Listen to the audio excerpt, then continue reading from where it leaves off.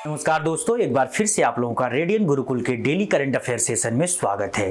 दोस्तों, आज के सेशन में बात होगी 11 और 12 नवंबर की उन घटनाओं की जो आपके एग्जाम के लिए बहुत ज़्यादा इंपॉर्टेंट होने वाले हैं। तो जो भी दोस्त चैनल पर नए हैं वे चैनल को सब्सक्राइब कर लेंगे ताकि उनको लगातार डेली करंट अफेयर्स के सेशन मिलते रहे। चलिए दोस्तों, आज के सेशन को शुरू करते हैं और आज के सेशन का सबसे पहला और most important question, Which country's tourism department has appointed actor Sonu Sood as the brand ambassador for tourism? यानी कि किस देश के पर्यटन विभाग ने अभिनेता सोनू सूद को पर्यटन बढ़ाने के लिए अपना ब्रांड एम्बेसडर अपॉइंट किया है। दोस्तों, तो बिल्कुल नाम याद रखिएगा, उस देश का नाम है थाईलैंड।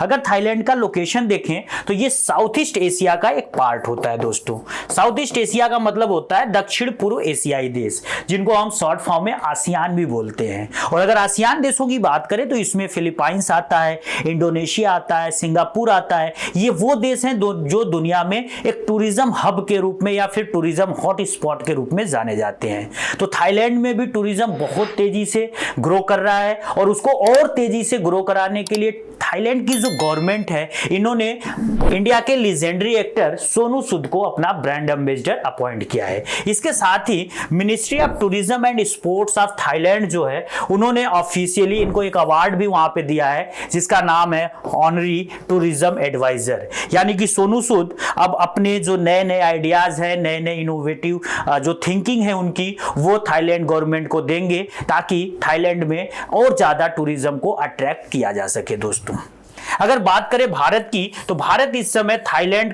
के लिए तीसरा सबसे बड़ा देश है जहां से टूरिज्म लोग जाते हैं। दोस्तों, तो ये भी बहुत इंपॉर्टेंट चीज है, बिल्कुल याद रखिएगा। खुद थाईलैंड की सरकार ने 2024 के आंकड़े जारी करते हुए बताया कि भारत से हमारे देश में जो टूरिस्ट लोग आते हैं वो इस समय तीसरे सबसे बड़े लोग हैं। तो दो देशों के बाद हम लोग रैंक पे आते हैं। तो थाईलैंड हमारे साथ काफी स्ट्रेटेजिकली अपने रिलेशंस को मजबूत करना चाहता है ताकि इंडिया के और भी जो लोग जो है टूरिज्म के लिए वहां पर जाएं, जिससे थाईलैंड की जो इकोनॉमी है वो और तेजी से ग्रो करे। दोस्तों, इसके लिए थाईलैंड और भारत सरकार ने मिलकर वीजा फ्री एंट्री पॉलिसी नामक कॉन्सेप्ट भी बनाया था, जिसमें थाईलैंड ने कहा था कि अगर भारत के टूरिस्ट हमारे यहाँ आना चाहते हैं तो उनको वीजा की जरूरत नहीं है, वो सिर्फ पासपोर्ट के द्वारा आ सकते हैं। और ये जो पॉलिसी थी इनकी 11 नवंबर 2024 को खत्म हो रही थी, लेकिन इस दिशा में थाईलैंड सरकार ने एक और सराहनीय काम किया है और इस पॉलिसी को इन्होंने अब फिर से 60 दिनों के लिए क्या किया, यहाँ पर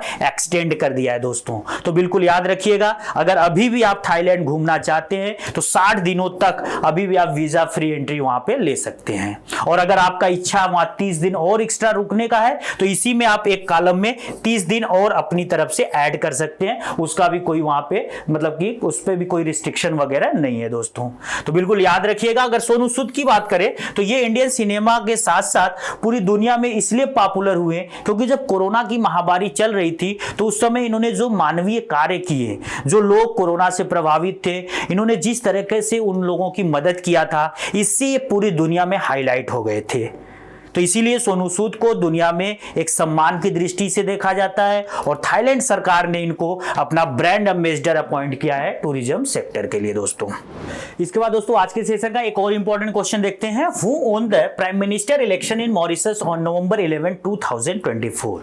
यानी कि 11 नवंबर 2024 को मॉरिशस में होने वाले प्रधानमंत्री चुनाव को किसने जीता? नाम बिल्कुल याद रखना है, डॉक्टर नवीन राम गुलाम, क्योंकि ये बनने जा रहे हैं मॉरिशस के अगले प्रधानमंत्री। दोस्तों, अगर इनकी बात करें डॉक्टर नवीन राम गुलाम की, तो ये इससे पहले 2 बार ऑलरेडी मॉरिशस के प्रधानमंत्री रह चुके हैं। इनका जो पहला पीरियड था 1995 से 2000 के बीच और जो इनका दूसरा पीरियड आया था 2005 से लेकर 2014 के बीच। दोस्तों, और अगर इनके पॉलिटिकल बैकग्राउंड की बात करें तो ये उस परिवार से आते हैं जिस परिवार ने मॉरिशस का पहला प्रधानमंत्री दिया था। यानी कि इनके खुद के पिता शिवा सागर राम गुलाम, ये मॉरिशस के इतिहास के पहले प्रधानमंत्री प्रधानमंत्री थे और इन्होंने इस चुनाव में 2024 के किसको हराया है, तो ये भी बिल्कुल याद रखना है, प्रविंद जगन्नाथ को दोस्तों। और ये जो प्रविंद जगन्नाथ है इस समय मॉरिशस के प्रधानमंत्री हैं। अब चुनाव हार गए हैं, ऑफिशियली इन्होंने अपनी हार स्वीकार कर ली है, तो अब इन्होंने रिजाइन कर दिया है और मॉरिशस के जो नए प्रधानमंत्री अब बनने जा रहे हैं, नाम एक बार फिर से आपको बता दे रहा हूं, डॉक्टर नवीन राम गुलाम। दोस्तों अगर मॉरिशस की बात करें तो मॉरिशस एक द्वीपीय देश है जिसका लोकेशन इंडियन ओशन में है और यह अफ्रीका कॉन्टिनेंट और एशिया कॉन्टिनेंट के बीच में बफर कंट्री के रूप में लोकेट है। लेकिन मॉरिशस की जो पॉपुलेशन है उसमें मोस्टली इंडिया ओरिजिन के लोग पाए जाते हैं। बेसिकली जो यूपी बिहार के लोग हैं ये बहुत मात्रा में मॉरिशस में रहते हैं, तो मॉरिशस में भोजपुरी भी खूब बोली जाती है जो बिहार की लोकल लैंग्वेज है दोस्तों। और आप देखोगे जब भी वहां पे कोई बड़ा पद होता है, जैसे प्रधानमंत्री का हो गया या कोई और पद, तो यही जो इंडिया मूल के लोग हैं वही यहां पर उस पद को ग्रहण करते हैं दोस्तों। मॉरिशस हमारे लिए दो मामलों में और भी बहुत ज्यादा इंपॉर्टेंट है, क्योंकि इंडिया में जो एफडीआई आता है, फॉरेन डायरेक्ट इन्वेस्टमेंट, जो विदेशी लोग आकर हमारे यहाँ पैसा इन्वेस्ट करते हैं, उसमें भी मॉरिशस आगे रहता है। और दूसरा जो रेमिटेंस होता है, यानी हमारे देश के जो एनआरआई लोग हैं जो बाहर जाकर कमाते हैं फिर अपने देश में वो पैसा भेजते हैं, तो रेमिटेंस के मामले में भी मॉरिशस बहुत आगे है। तो इन दोनों एरियाज में, एफडीआई और रेमिटेंस में, भारत के लिए मॉरिशस का रोल बहुत ज्यादा है दोस्तों। इसके बाद आज के सेशन का एक और इंपॉर्टेंट क्वेश्चन देखते हैं। India launched it's first space defence exercise अंतरिक्ष अभ्यास 2024 एट, यानी कि भारत ने अपना पहला अंतरिक्ष रक्षा अभ्यास जिसका नाम है अंतरिक्ष अभ्यास 2024, इसको कहां पर शुरू किया है, तो बिल्कुल नाम आपको याद रखना है, नई दिल्ली में। अब देखिए इस तरह का ये जो डिफेंस स्पेस एजेंसी का ये जो अभ्यास है इसका नाम अंतरिक्ष अभ्यास रखा गया है। इस तरह का यह पहला अभ्यास है जिसको भारत में कंडक्ट किया जा रहा है। इसको कंडक्ट कौन कर रहा है, तो ये भी बिल्कुल नाम आपको याद रखना है, डिफेंस स्पेस एजेंसी। और ये जो डिफेंस स्पेस एजेंसी है इसका एस्टेब्लिशमेंट जो है कि 2018 में इंडियन गवर्नमेंट ने किया था और इसका जो हेडक्वार्टर है दोस्तों वो बेंगलुरु में है। तो दो चीज तो आपको याद रखना है डिफेंस स्पेस एजेंसी से। और डिफेंस स्पेस एजेंसी ने कौन सा भारत में पहला जो है कि अंतरिक्ष से रिलेटेड सैन्य अभ्यास लॉन्च किया है, तो इसका नाम भी बिल्कुल याद रखना है, अंतरिक्ष अभ्यास 2024।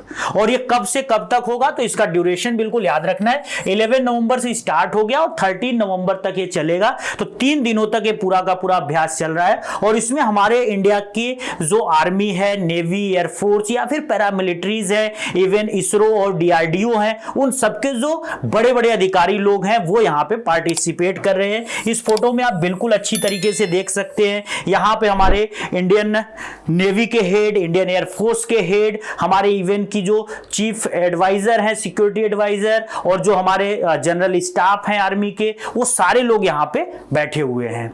तो ये सारे इस एक्सरसाइज में पार्टिसिपेट कर रहे हैं। इस एक्सरसाइज का मेन पर्पज है दोस्तों कि आने वाले समय में अगर स्पेस में सारे देश पहुंचेंगे और वहां पर वो सारे के सारे अपना जो है कि टेरिटरी या फिर एक तरीके से कह सकते हो कि राइट्स बढ़ाएंगे, तो उस मामले में कहीं ना कहीं कन्फ्लिक्ट होगा और कन्फ्लिक्ट होने से बचने के लिए हमको अपने को सिक्योर करना होगा, सुरक्षित करना होगा, और उसी दिशा में अंतरिक्ष अभ्यास एक बड़ा कदम है।